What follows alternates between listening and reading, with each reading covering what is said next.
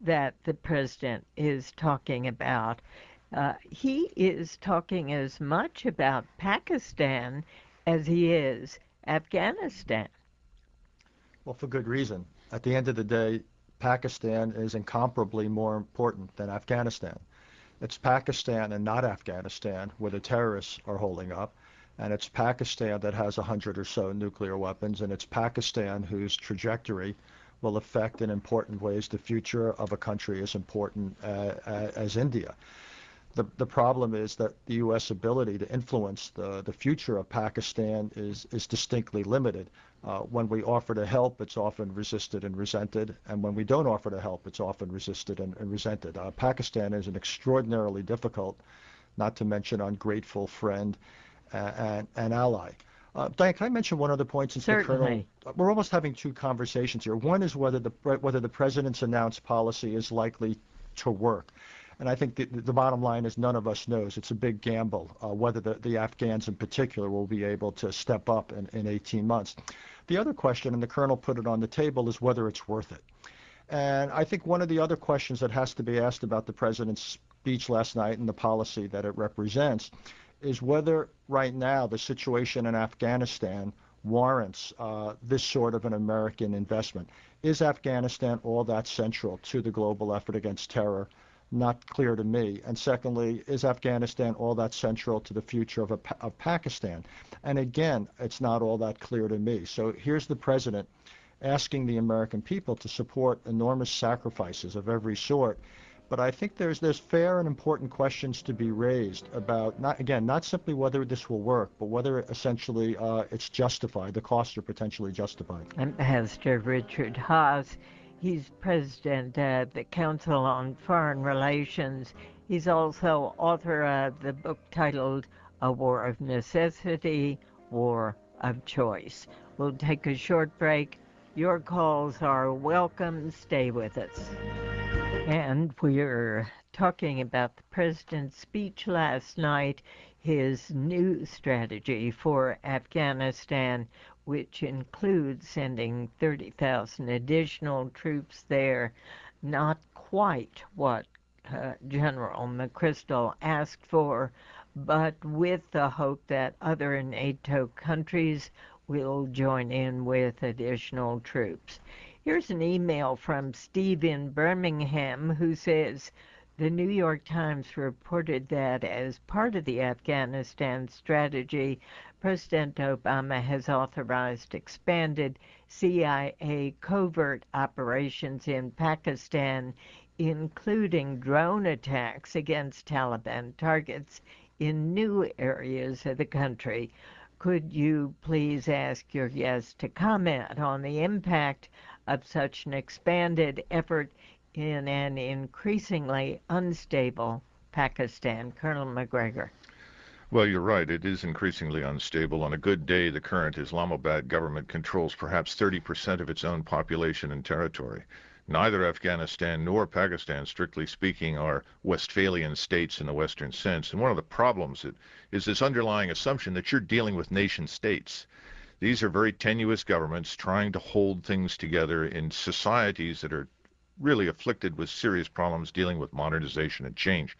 These, incidentally, have nothing to do with us. So when it comes to Pakistan, we have to be very careful that whatever we do doesn't make matters worse for the Pakistani military, which is the only institution holding the place together.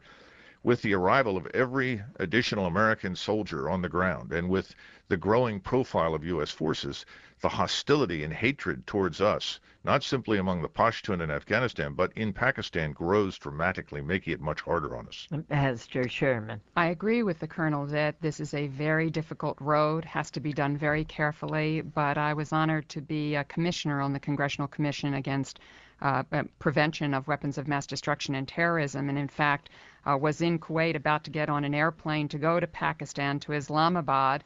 Got off the airplane and saw on the screens that the Marriott hotel that I was going to stay in a few hours later had been completely dissolved in flames by a terrorist attack. Pakistan is one of the most dangerous, if not the most dangerous places on the face of the earth because of the elements on the border region and in Pakistan, because in fact they do have many nuclear weapons.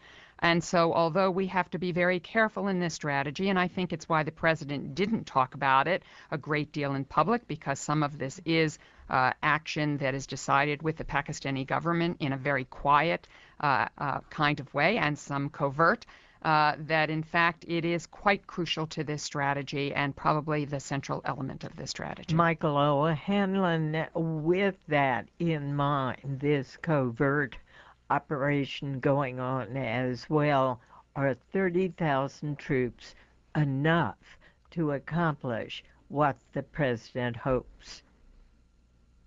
Diane, I think there's a good chance. This is the first time that we have had a commander on the ground do a detailed assessment, province by province and district by district, of security conditions in Afghanistan, and then using those conditions in a very granular way to estimate his force requirements. Now, this business is more art than science, which means that the answer could be off. And indeed, we might see a variation one way or another in the coming year or two in the numbers of U.S. deployed troops. But it is the first time that we have seen a rigorous analysis. If you think back to the strategy decision of last winter when Mr. Obama became president and was reacting to General McKiernan's suggestions when he was still commander, that was essentially, I supported the effort, but it was essentially a Band-Aid approach. It was to say there are 3 or 4 parts of the country that are going badly. Let's add a brigade in each of those major 3 or 4 areas. That was the logic behind much of what was done in terms of force sizing back last winter. This time, McChrystal has said, I want to do it in a detailed way on the ground and from first principles. So he could have a somewhat imprecise answer, and he probably does. But it's the first time we've attempted this sort of systematic approach, and that makes me more hopeful. But, Richard Haas, we have at the same time the ambassador to Afghanistan, Carl Eikenberry, opposing sending additional troops, saying that doing so would actually increase President Karzai's dependence on the U.S. military and even indeed prolong the U.S. involvement in the war. Well, what the U.S. ambassador, who, by the way, is a retired Army general, which gives his statements even more weight, what he's pointing to is yet another potential contradiction in the policy. We want ultimately the Afghans to do more, and one of the questions is, will our doing more bring that date closer or actually push it farther away? Will our doing more win the hearts and minds of Afghans, which is the core of a counterinsurgency strategy, or will it actually alienate them as Afghan nationalism inevitably grows? Indeed, I think you asked a really important question, whether 30,000 is too much or too little, Diane. Related to that is the question of whether you really need a counterinsurgency dimension of U.S. policy. An alternative, which the president in some ways discussed last night only to reject, would have been a decision not to emphasize a U.S. troop surge, not to focus on greater U.S. combat effort, but instead to put the bulk of the U.S. effort simply in training, if you will, some version of capacity building, both in Kabul and around the country.